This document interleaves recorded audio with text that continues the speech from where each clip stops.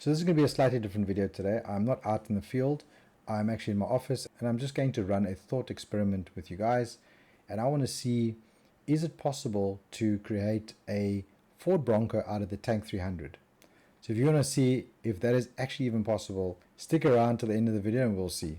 Hi, my name's Tony, owner of Tank Drive YouTube channel and the owner of the tankdrive.co.za online accessory store and fitment shop in the Western Cape of South Africa. I've been making videos about the Tank 300, comparing it to many other marks and vehicles out there. I've also been doing a lot of technical videos on the Tank 300 and also modifications, modifying the vehicle, and many other kinds of videos around the Tank 300. So if you like that content, like and subscribe here, share it with others, and well, let's just get right back into the video. So this is the Ford Bronco. It is an iconic vehicle. It was always an iconic vehicle, and for me it was, before the Tank 300 actually, it was actually a dream car that I would have wanted. The Jeep, I love the Jeeps. I mean, the off-road ability of them is bar none. They're the king of off-road for sure. But on-road, they're a little bit, I would say compromised, but that's life. You know, when you have something that's really good on the one hand, it's maybe not so good on the other hand. But I think with the Bronco, what they tried to do was sort of give a blend of off-road ability and on-road comfort. And that's where the Tank 300 comes in also. It's basically based off a lot of these vehicles, these iconic vehicles. Its design is similar. It takes a lot of design cues from the Bronco. As you can see, the headlights are quite similar. It has also the same suspension setup, almost the same IFS and solid rear axle at the back. So this is why I'm doing this video, is a comparison, kind of a comparison, and to see, is it feasible to turn a Tank 300 into a Bronco, because we don't get the Bronco in this part of the world.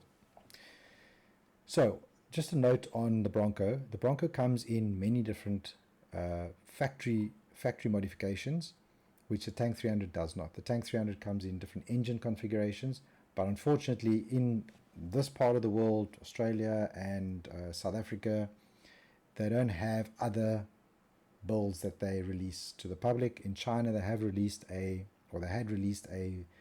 twin turbo V6 petrol, which is called the Tank 330, but we never got it, and I don't know if they're actually mass producing those. It was just a limited run, but I'd love to see more of that in South Africa.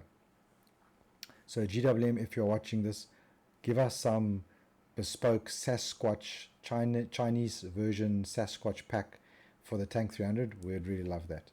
But what does that mean? That does open up the gate for us as aftermarket accessorizers and suspension system sellers to basically modify the vehicles to build the kind of vehicles that we actually want and not necessarily what we get from the factory. So there's good and bad about it.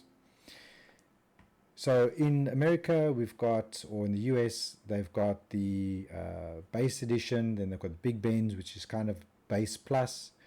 And for this comparison, we're actually only comparing the four-cylinder engine in both the Tank 300 and the Bronco, because yes, you do get a V6 in the Bronco and then a Raptor version. The Tank 300 doesn't come in that, but if you want to compare the Tank 300 to maybe the 2.7 EcoBoost V6 engine, you can kind of go to the Tank 300 HEV, which is a 255 kilowatts, and I don't know what this 330 horsepower, I'm not sure what that is, but in kilowatts. But you can get a HEV which is 255 kilowatts and 648 newton meters of torque. So yeah, but for this exercise, it's more about the 2 liter and the 2.3 comparison, and obviously the dimensions and all of those type of things. So I just got the aid of ChatGPT to help bring up some specs and just to kind of compare the vehicle dimensions and size, basically, just to see, is it a fair comparison to say that the Tank 300 is almost like the Bronco, right?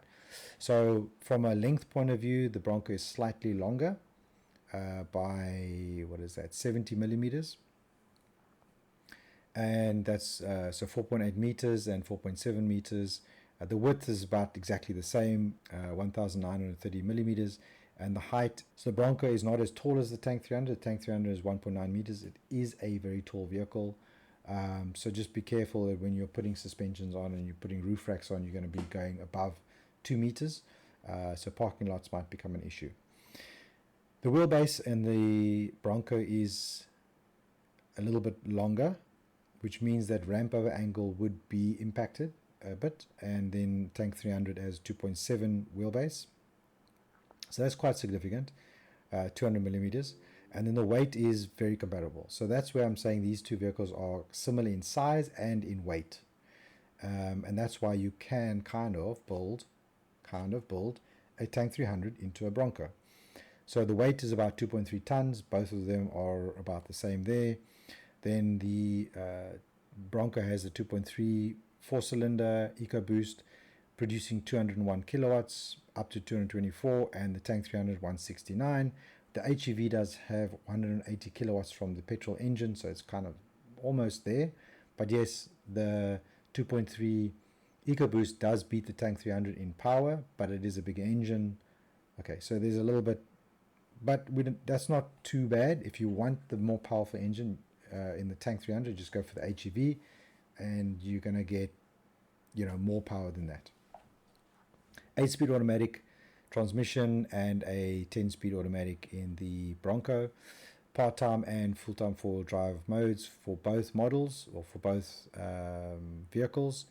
I think the HEV does have an all-wheel drive system, and the petrol is a two-wheel drive and four-wheel drive. So it's got two high, 4 high, and 4 low, and the Bronco can do a similar configuration. Power to weight ratio, obviously, for the Bronco is a little bit better. Ground clearance is a little bit better on the Bronco, and that is because the Bronco comes out with slightly bigger wheels than the Tank 300. So the minute you put slightly bigger wheels, you automatically get a ground clearance and ramp over angles and approach angles all improve by just getting a slightly bigger tire. So I have a 1-inch bigger tire on my vehicle, and that means my approach and departure angles are actually a little bit better than this, probably close to 35 degrees now. They're both very good in terms of approach, departure, and breakover angles from factory. So that's what makes them quite unique compared to other SUVs. Then we've got weighting depth. The Bronco is a little bit better. Fuel consumption, they're both around about the same. They're both a bit thirsty. Big boxy vehicles, not exactly aerodynamic. Big, plastic wheel arches that stick out, not exactly very aerodynamic at all. So they are going to be a bit thirsty, but we're not talking about that. We're talking about, can you build the Bronco into, or can you build the Tank 300 into a Bronco? And yes, let's explore that. So we're not really talking about fuel consumption, but yeah, they are comparable. Fuel capacity also similar, both can seat 4 to 5 passengers. Boot space is a little bit better on the Bronco. Tank 300, they say 500 here. Officially it's 400, but I know you can get more in the Tank 300. I don't have an issue with my boot space at all. And then infotainment screens, there's two 12.3 inch screens on the Tank 300, and the Bronco has also a digital display for the driver, and then obviously the infotainment system. So they're both comparable in terms of the tech packs, and this is where the more important comparisons come in, which is the suspension setup. The Bronco has an IFS, independent front suspension, so does the Tank 300. Then it has a solid rear axle, so does the Tank 300. How does that differ from the Jeep? Well, the Jeep has solid front axles and solid rear axles, which puts it out of this comparison, basically. They both got multi-terrain modes, and they both can tow, although seems like the Tank 300 can tow a little bit more. But we're not talking about towing, we're talking about building a beast, building a monster, and that involves putting on different tire packages and bigger wheels. That involves bumpers, that involves all the other different accessories that you can bolt onto these vehicles, and they still look great. And that is what is so unique about the Tank 300 and the Bronco, is that it's almost modular. It's almost, they said, let's slap these bumpers on, but we know people are going to pull them off and put different bumpers on, and it just looks normal. It looks fine. From factory, so here they say that the off-road capabilities are better on the Bronco. They are saying this because from factory, yes, that is true. From factory, you can get a Bronco with 37-inch tires on. Can you do that with a Tank 300? No. But can you put 37-inch tires on a Tank 300? Yes, you can. So let's go and have a look at the Tank 300 and let's see how modifiable it is, if that's even a word. As you can see, the Tank 300 is customizable. That's maybe a better word.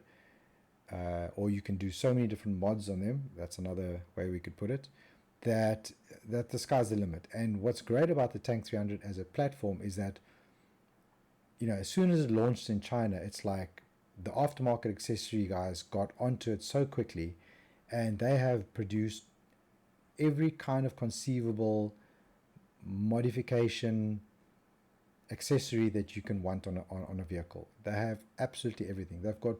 You can even get portals, right? Portals are those hubs that it's like a wheel hub that with the gear in, and then there's another gear on top, and then your side shaft goes into it, and it gives you a higher ground clearance. You can even do that to the Tank 300. Body kits, wheels, suspension systems, bumpers, roof racks, interior accessories, you name it, you can get it on the Tank 300. And that's why I'm doing this comparison, because you can build the Tank 300 into any one of those stock, any of these kind of builds and more. Okay, so you can even, you can change the grills on Tank 300s. You can change almost anything and build whatever you want. So here we've got maybe not an off-road version, it's more like a city slicker, but you can change it. Here's more of a traditional one where you've got your bumpers, bash plates, roof rack, and bigger wheels, all-terrain tires or muddies. You've got this version here. You've got, let's just look, you've got this look over here. You've got this one, which is more, off-road ready, different bumpers, these branch thingy things here, side awnings. You can basically customize and build any kind of tank that you want. Look at this one. Look at the Top Fire makes these different grills. There's many manufacturers in China that make all these different kind of accessories. You've got snorkels, different kinds of snorkels, different grills, different headlights, different tail lights, and so on and so forth. So definitely the platform is there to make any kind of vehicle that you want. Does this kind of look like does this one kind of look like the Bronco? I don't know. Let's have a look at the grills. Yeah, I mean, they kind of changed the grills, and here you've got different kind of grills. It looks almost like a retro look. But yeah, all the different parts that you could possibly want for the Tank 300 you can get. We sell them on our store on tankdrive.co.za, and we also do the fitment of these accessories. So if you want to turn your vehicle into a beast, bring it in and we'll sort you out. So going to the Ford Bronco, as you can see, all different kinds of builds, right? Different kind of styles, different kind of color, different kind of fender flares. You can get different fender flares for the Tank 300, steel ones, different kind of plastic ones, and that's going to allow you to put those 37-inch tires on. Different headlights, different grills, whatever you think you can do with the Bronco, you can basically do with the Tank 300. And yeah, I'd love to do sort of a comparison to say, can you do that build on this vehicle, on the Tank 300? It's a good challenge, but I'm pretty sure you can. So that's basically my comparison and my video.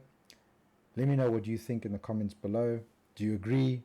Do you think that the Tank 300 is a good platform? Can you build a Bronco out of it? Would you rather have the Bronco? Would you rather have the Tank 300?